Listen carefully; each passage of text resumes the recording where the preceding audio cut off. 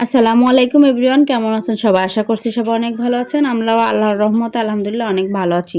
তো সকাল সকাল গাট্টি বুসকা নিয়ে কাউন্টারে চলে আসলাম, দেখতে পাচ্ছেন আপনারা সবাই। তো আমরা অনেকেই যাচ্ছি আমার বড় ভাবির বাবা বাড়িতে, বরিশাল বরগুনা। আপনারা কে কে বরগুনা চিনেন একটু বলবেন। বরগুনা আমতলি থেকে আবার তালতলি যাব আমরা। তো দেখেন আমরা কাউন্টারে আসার পরে কতগুলা শালিক পাখি। এখানে একজনের প্রতিদিন নাকি শালিক পাখিকে চানাচুর ভাজা দেয়। তো চানাচুর ভাজা খাওয়ার জন্য শালিক পাখিগুলো এখানে চলে আসে। দেখতে বেশ ভালোই লাগছিল, তাই আমি ভাবলাম ক্যামেরা বন্দি করি। তো আমরা আস্তে আস্তে গাড়িতে উঠে গেলাম। দেখেন আমাদের হচ্ছে খুলনা রূপসা সেতু। খুলনা রূপসা সেতুটা এত সুন্দর, তো ভিডিও না করে পারলাম না, তো আপনাদেরকেও দেখালাম। দেখেন রূপসা সেতুর উপর দিয়ে আমাদের গাড়িটা যাচ্ছে। আর রূপসা সেতু দেখতে কিন্তু বেশ ভালো লাগে। এখানে সন্ধ্যার সময় অনেক মানুষজন আসে, অনেক রকম লাইটিং থাকে, ভালো লাগে। তো এটা ভিডিও করে নিলাম। আর নদী নদী দেখতে তো বেশ ভালোই লাগে। খুলনা থেকেই তো হয়তো বা নদীর পথ শুরু। তো আপনারা কে কে রূপসা সেতুতে আসছেন সেটা একটু জানাবেন। আমার বাবা বাড়ি কিন্তু যশোর, আর আমরা যাচ্ছি হচ্ছে আমার বড় ভাবির বাড়ি। আর আমাদের খুলনা হচ্ছে বিভাগ, যশোরে খুলনা হচ্ছে বিভাগ। তো এই যে আমরা রূপসা সেতুর পথে যাচ্ছি, রূপসা সেতু বেশ ভালোই লাগে দেখতে, চারি সাইডে অপরূপ দৃশ্য। তো ভাবলাম সেইগুলো ক্যামেরা বন্দি করে আপনাদেরকেও দেখাই। তো দেখেন আপনারাও অনেক ভালো লাগতেছে। আস্তে আস্তে করে আমরা রূপসা সেতু পার হয়ে গেলাম। রূপসা সেতু পার হইতে আসলে গাড়ি জার্নিংটা হচ্ছে অনেক কষ্টদায়ক ছিল আমার। আমি এর আগের দিন হচ্ছে মানিকগঞ্জ থেকে যশোর আসছি, তারপরে হচ্ছে যশোর থেকে আবার বরগুনা যাব। তো গাড়ি জার্নিংটা অনেক কষ্টকর ছিল। তো এখানে আমরা রূপসা সেতুর টোল দিলাম, টোল দিয়ে আবার আস্তে আস্তে চলে যাচ্ছি। আসলে এই আশেপাশের পরিবেশগুলো কিন্তু দেখতে বেশ ভালোই লাগে।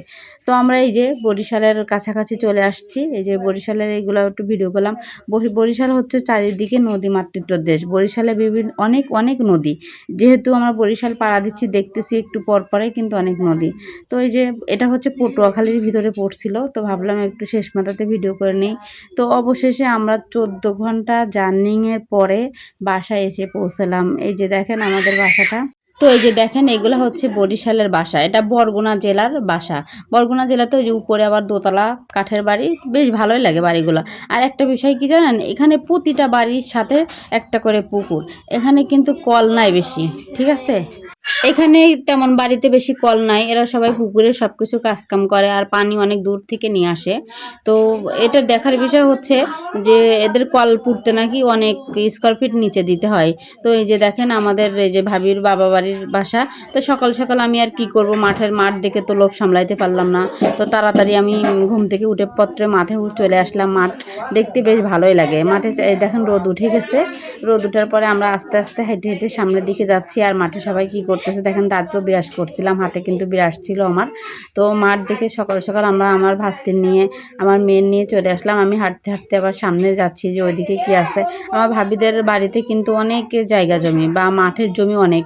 এদিকে বিভিন্ন রকম চাষ করে, যে সব কিছু চাষ করে, ফল, শাক, সবজি, মানে আপনি কি চান সব কিছুই একসাথেই পাবেন। এখানে আমার ভাবির বাবা মানে আমার তাওয়ে আনারস গাছ লাগাইছিল, তো আমি দেখছিলাম। আবার এইখানে হচ্ছে বরবটিও হয়েছিল গাছে, তো আমি ভাবলাম বরবটিগুলো ছিঁড়ে নিই। তো আস্তে আস্তে ছিঁড়ছিলাম। আমার কিন্তু গ্রামে কিন্তু বেশ ভালো লাগে, শহর কিন্তু আমার ভালো লাগে না। তারপরে শহরে থাকতে হয় অনিচ্ছার বিরুদ্ধে। আমি কিন্তু সত্যি ইচ্ছাতে শহরে থাকি না, অনিচ্ছার বিরুদ্ধে শহরে থাকা হয় আমার। আসলে ফ্যামিলির জন্য থাকা হয় এই আর কি। তো হচ্ছে গ্রামের দৃশ্য কিন্তু আমার বেশ ভালো লাগে। আপনাদের কার কার ভালো লাগে একটু কমেন্ট করে জানাবেন। আর এখানে গ্রামের মানুষরা কিন্তু অনেক পরিশ্রম করে। এই যে আমার ভাবি চাষি, এখানে শাকসবজি লাগাইছে। তো এখানে দেখতে আসছে যে কোনটা ঠিক আছে না আছে। তো ভাবলাম সেটাও একটু ভিডিও করে নিই। আমার ভিডিওগুলো যদি আপনাদের কাছে ভালো লাগে তাহলে শেয়ার দিয়ে পাশে থাকবেন। ভালো থাকবেন। আল্লাহ হাফেজ। সবাই সুস্থ থাকবেন ইনশাল্লাহ। হাঁসগুলো দেখতে কিন্তু ভালো লাগছে।